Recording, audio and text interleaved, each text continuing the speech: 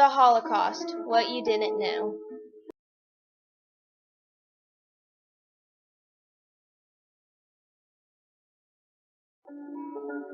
The Holocaust began in 1933 and was the persecution of Jews, Romanis or Gypsies, Roman Catholics, Ukrainians, people with special needs, homosexuals, Soviets, the death and the political opponents of the Nazis.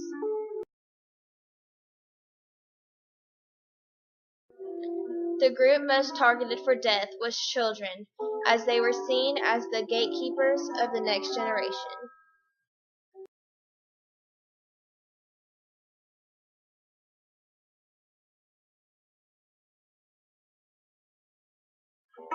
Before people were moved to the concentration or labor camps, they were forced into ghettos. They began as open ghettos, meaning occupants could leave as long as they returned by curfew. Soon after, they began being closed, meaning that you could not leave at all.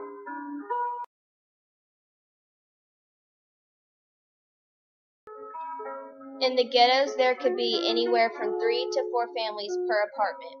The largest ghetto was in Warsaw. Its highest population was 445,000 in 1945.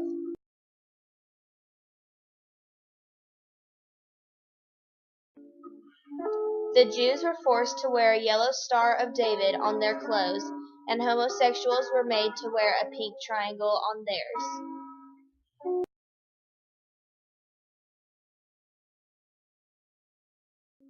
Though mainly responsible, Adolf Hitler was not the only mind behind the Holocaust.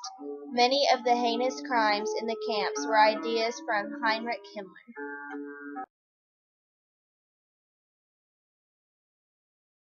Dachau opened on March 20, 1933, and was the first concentration camp located outside Munich. Auschwitz was the largest camp containing both an extermination and labor camp. Auschwitz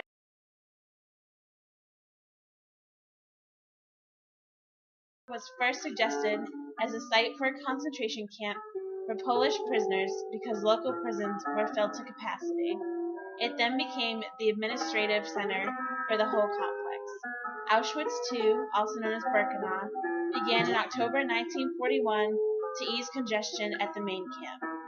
The camp was intended to house 50,000 prisoners of war who would be interned as forced laborers, eventually holding as many as 200,000 inmates. Auschwitz III, also known as Monowitz, was the largest subcamp of Auschwitz.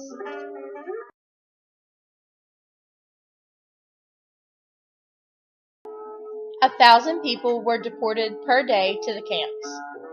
Though the most well-known type of camp is a concentration camp, there were also extermination camps, labor camps, prisoner of war camps, and transit camps.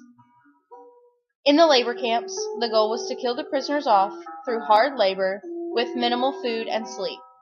They were fed watery vegetable soup with a small piece of bread. Their beds were straw.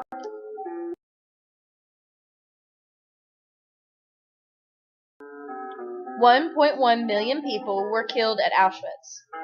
When people arrived to the extermination camps, they were ordered to undress to shower, but were instead herded into gas chambers. Carbon monoxide was originally used in the chambers, but later the insecticide Zyklon B was used. In 1946, Tesch and Stenbaugh, creators of Zyklon B, were tried and convicted of genocide and hanged. The most intensive killing took place in September of 1941 at Baba Yar Ravine, just outside of Kiev. More than 33,000 Jews were killed in 2 days. Afterwards, the wall of the ravine was pushed over, burying the living and the dead.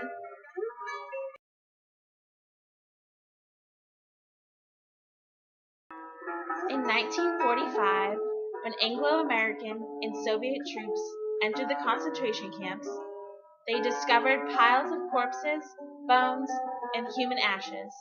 All of this testimony to Nazi mass murder. Soldiers also found thousands of survivors, Jews and non-Jews, suffering from starvation and disease. For survivors, the prospect of rebuilding their lives was daunting. After liberation, Many Jewish survivors feared to return to their former homes because of the anti-Semitism that persisted in parts of Europe and the trauma that they had suffered. Some who returned home feared for their lives. Also, after the camps were liberated, the Allied soldiers continuously fed the prisoners chocolates and sweets. This overeating caused many of the newly liberated prisoners to die.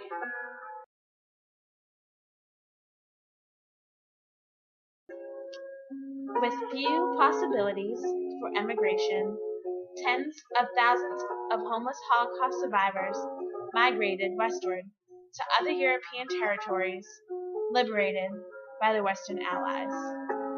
There, they were housed in hundreds of refugee centers and displaced persons camps. A considerable number and variety of Jewish agencies worked to assist the Jewish displaced persons. They provided the Holocaust survivors with food and clothing, as well as offering vocational training so that they could get their lives back as close to normal as they once were.